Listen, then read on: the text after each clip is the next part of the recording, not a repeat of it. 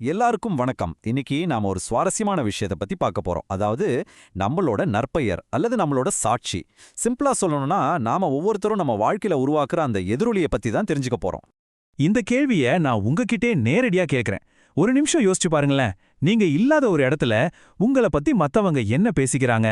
இது நாம எல்லாரும் கட்டாயம் சிந்திக்க வேண்டிய ஒரு விஷயம். ஏன்னா நம்மளோட உண்மையான தாக்கம், நம்மளோட செல்வாக்கு இங்க இருந்து தான் ஆரம்பிக்குது.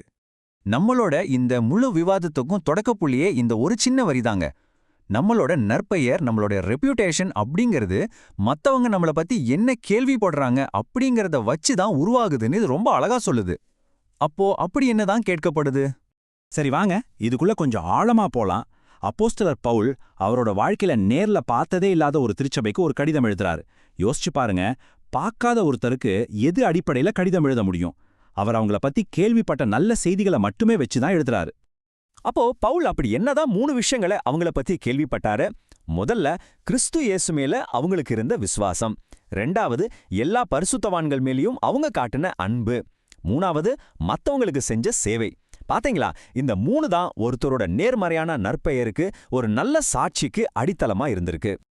இப்போ இதுல ரொம்பவே இன்ட்ரெஸ்டிங்கான ஒரு விஷயம் என்னன்னா, இந்த எதிரொலி, அதாவது இந்த நல்ல பேரு எப்படி காலத்தையும் தூரத்தையும் தாண்டி பயணம் செய்துங்கிறது தான். வாங்க சில சூப்பரான உதாரணங்களை பார்க்கலாம்.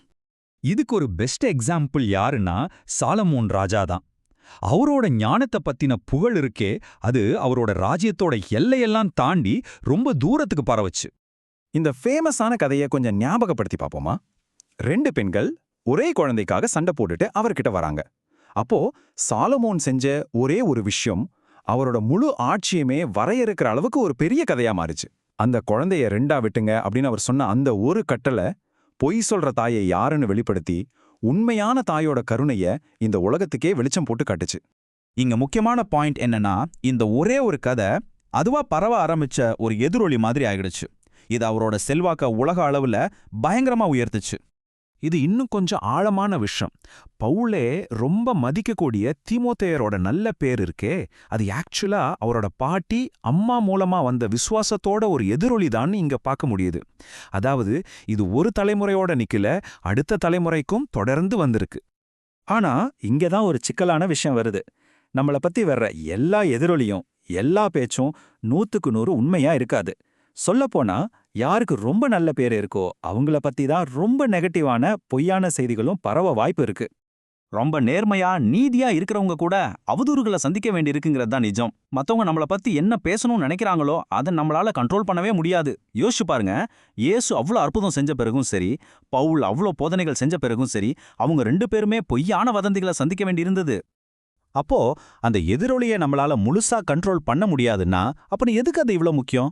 ஏன்னா நம்ம தொடர்ந்து ஒரு நல்ல பாசிட்டிவான வாழ்க்கையை வாழும்போது அது கண்டிப்பா சில உறுதியான பலன்களை கொடுக்கும். ஒருத்தரோட பேரு வளரும்போது மத்தவங்க எப்படி ரியாக்ட் பண்ணுவாங்கங்கிறதுக்கு இது ஒரு சூப்பரான உதாரணம். தாவீதோட புகழ் பரவ பரவ அது சவுல் ராஜாவுக்குள்ள பயங்கரமான ஒரு பொறாமையை உருவாக்குச்சு. மக்கள் எல்லாம் சவுல் கொன்னது 1000 பேரு, ஆனா தாவீது கொன்னது 10000 பேருன்னு பாட்டு பாட ஆரம்பிச்சப்போ அதை சவுலால தாங்கிக்கவே முடியல. அப்போ ஒரு நல்ல எதிரொலியால என்னென்ன சக்தி கிடைக்குதுன்னு பாருங்க. முதல்ல அது நம்பிக்கையை உருவாக்கும், புது புது வாய்ப்புகளை கொண்டு வரும். 2வது, உங்களை பார்த்து மத்தவங்களும் அதே மாதிரி வாழணும்னு ஆசைப்படுவாங்க. 3வது, பெரிய பெரிய ஆளுங்க கூட உங்களை சந்திக்கணும்னு விரும்புவாங்க. உதாரணத்துக்கு ஏரோது ராஜா கூட இயேசுவை பார்க்கணும்னு ஆசைப்பட்டாரு. கடைசியா இது எல்லாமே கடவுளுக்கு மகிமையை கொண்டு வரும். இந்த உவமை எவ்வளோ பவர்ஃபுல்லா இருக்கு பாருங்க. ஒரு கெட்ட வாடை வந்தா டக்குன்னு மூக்க மூடிக்க தெரியும் நமக்கு. ஆனா கெட்ட வார்த்தைகள் காதுல விழும்போது காதை எப்படி மூடணும்னு நமக்கு தெரியறதில்ல. நாம இயல்பாவே நெகட்டிவான விஷயங்களை டக்குன்னு உள்வாங்கிப்போம். ஆனா புத்திசாலியானவங்க எது நல்லதோ எது உண்மையோ அதுல மட்டும்தான் கவனம் செலுத்துவாங்க. சரி, இப்போ கடைசி ஆனா ரொம்ப முக்கியமான கட்டத்துக்கு வருவோம். இந்த விஷயங்கள் எல்லாம் நமக்கு எப்படி பொருந்தும்? நாம எப்படி நமக்காக ஒரு தெளிவான, பாசிட்டிவான, உண்மையான எதிரொலியை உருவாக்குறது? நாம இதுவரைக்கும் பேசின எல்லாத்தோட மைய கருத்தையும் இந்த ஒரு வரி ரொம்ப அழகா சொல்லுது. நீங்க செய்யற செயல்கள் தான் சத்தம், அந்த சத்தத்தோட எதிரொலி தான் உங்க நற்பெயர். அப்போ உங்க சாட்சினா என்ன?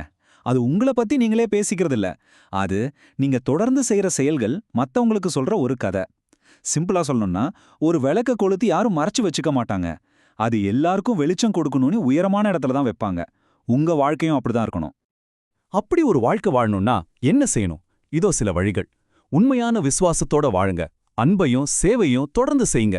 கீழ்ப்படிதலோட ஒரு வாழ்க்கைய வாழுங்க. நீங்க செய்யற நல்ல காரியங்கள் ஒரு நாள் கண்டிப்பா மத்தவங்க கண்ணுக்கு தெரியும்னு நம்புங்க. முக்கியமா உங்க பேரை நீங்களே பரப்பணும்னு கவலைப்படாதீங்க. கடைசியா இந்த ஒரு சிந்தனையோட முடிச்சுக்கலாம். ஒரு நல்ல சாட்சிங்கிறது ஒரு வாசனை மாதிரி. அந்த வாசனையை எல்லா இடத்துலயும் பரப்புறது கடவுளோட வேலை. நம்ம வேலை என்னன்னா அந்த வாசனைக்கு காரணமான வாழ்க்கைய வாழ்றது மட்டும்தான். நீங்க உங்க குணத்துல கவனம் செலுத்துங்க, எதிரொலி தானா உருவாகும்.